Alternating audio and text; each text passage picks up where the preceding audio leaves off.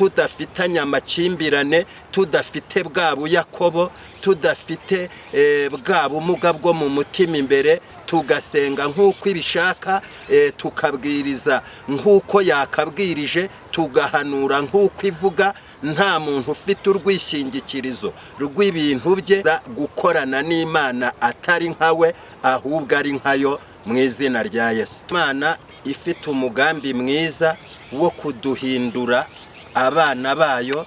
Turashimira Imana ishaka kudukura mu mitekerereze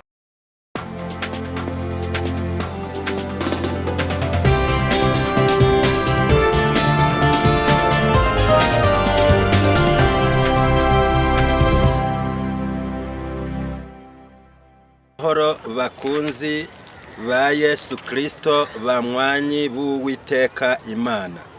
Ni muri cya kiganiro, muri rya vugabutumwa Tenguha Satani. Njyewe ndi Nzabahimana Ernest, umukozi w'Imana.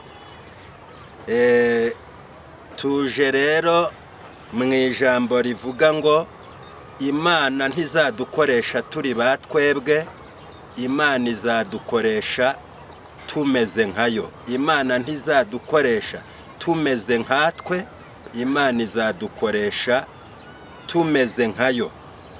Niyo rero igomba kuduhindura, tukavuga nkayo, tugakora nkayo, tugasenga mu buryo bwayo. Kadusoma ijambo ry'Imana mu gitabo cy'umuhanuzi Yesaya, ibice 43, umurongo wa 27 n'uwa 28. Sogokuruza wa mbere yakoze icyaha, n'abigisha bawe bancumuyeho. Nicyo kizatuma nsuzuguza abatware b'ubuturo bwera, kandi Yakobo nzamuhindura ikivume, Isirayeli nzamuhindura igitutsi. Banywanyi b'Uwiteka Imana, Imana isumba byose, Imana ishobora byose, niyo yatanze isezerano ryo kuyikorera. Imana ishobora byose niyo yatanze isezerano ry'agakiza. Nicyo gituma Imana iyo ije kugira ibyo ikorana n'umuntu, ibyo idashaka byose muri uwo muntu irabivuma. Nicyo gituma rero Imana izavuma muri twebwe ubuyakobo bwose, izavuma ibyo idashaka mu bo ishaka gukorana nabo, cyangwa mu bigiye gukorana nayo, kugira ngo muri twe haboneke ibintu byiza bizima bigera ku ntego yayo.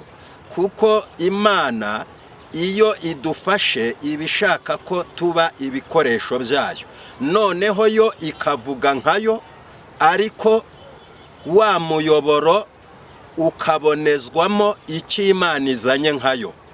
Wa muyoboro ugatangira kuba igikoresho, ariko kitikoresha, ahubwo gikoreshejwe n'Uwiteka. Ijambo ry'Imana riratubwiye ngo sogokuruza wa mbere yakoze icyaha, n'abigisha bawe bancumuyeho.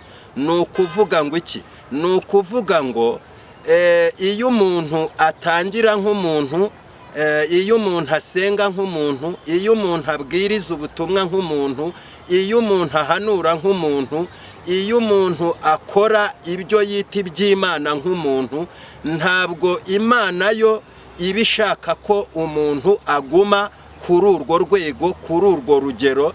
Imana iba ishaka ko uwo muntu ava ku rwego rw'imitangirire ye ya mbere, akazamuka akagera ku rwego Imana yishimira, yuzuye za mbabazi z'Imana, rwa rukundo rw'Imana, kwa kwihangana kw'Imana, kwa kubabarira kw'Imana, kugira ngo iby'Imana tutabizanamo ubunyamujinya bw'imiryango yo kwa ba data na ba mama batubyaye mu buryo bw'umubiri, ahubwo dufite ubumana bw'ababyawe n'Imana mu buryo bw'umwuka. Nicyo gituma Imana isezeranije ngo izavuma ibyo idashaka muri twe, izavuma ivugabutumwa idashaka, izavuma guhanura idashaka, izavuma gusenga idashaka.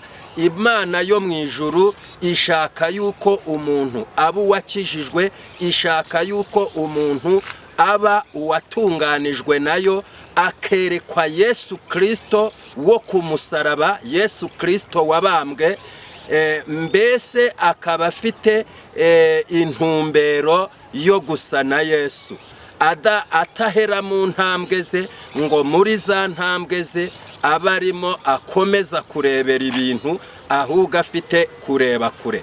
Urugero, umuntu ashobora kubona akantu gatoya kabaye nko mu ntambwe 5 akumva igikuba cyacitse, kubera ko arareba nkawe nk'umuntu ariko ntazi igikurikiraho. Ariko uwamaze kwizera Imana arenga mu ntambwe ze akareba kure, akagera aho Imana ishaka, akabona ibyiza aho kubona ibibi. Imana idufashe cyane.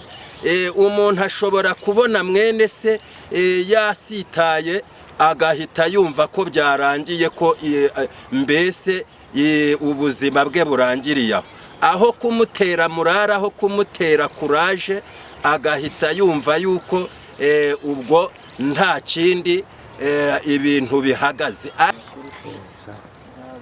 Turashimira Imana ifite umugambi mwiza wo kuduhindura abana bayo. Turashimira Imana ishaka kudukura mu mitekerereze yacu isanzwe. Turashimira Imana ishaka kudukura mu mivugire yacu isanzwe itayihesha icyubahiro. Turashimira Imana ifite umugambi mwiza wo kuturokora tukagira ubwuzu bw'umwuka wera mu mutima, kandi tukagirana inama, kandi tugafashanya, kandi tukabohorana, tukababarirana, tukuzura ukuri, tukagirirana ubuntu, tudafitanye amakimbirane, tudafite bwa buyakobo, tudafite bwa bumuga bwo mu mutima imbere, bwa bundi butuma umuntu atagira icyo amarira mugenzi we, ahubwo kubwo kwizera Imana, Imana ikaduhindura nkayo, tugasa nayo, tukavuga nkayo, tukareba nkayo, tukababarira nkayo, tugasenga nk'uko ibishaka, tukabwiriza nk'uko yakabwirije, tugahanura nk'uko ivuga. Nta muntu ufite urwishingikirizo rw'ibintu bye, ahubwo hariho urwishingikirizo yuko Yesu Kristo ari umwami w'abazima ndetse n'abapfuye, kuko ari unazura mu izina rya Yesu. Imana rero ibagirire neza nshuti z'umusaraba. Tugiye gusenga Imana. Icyifuzo rero nuko buri wese yifuza gukorana n'Imana atari nkawe, ahubwo ari nkayo, mu izina rya Yesu. Turagushimye, uri Imana itureberera aho tutareba, uri Imana itugenderera imbere, uri Imana idufungurira imitima, uri Imana itubonera intambwe za kure twebwe tutari tuzi. Uri Imana iganje, utubere byose kugira ngo mu ntambwe zawe abe ariho dukorera, abe ariho tugendera. Buri wese arenge mu ntambwe ze, buri wese arenga amagambo ye, buri wese arenga ijwi ryashyikirijwe ry'Imana, buri wese arenge umugozi umutega, kugira ngo tuzabe ab'Imana by'ukuri byuzuye, mu izina rya Yesu. Amen. Amen.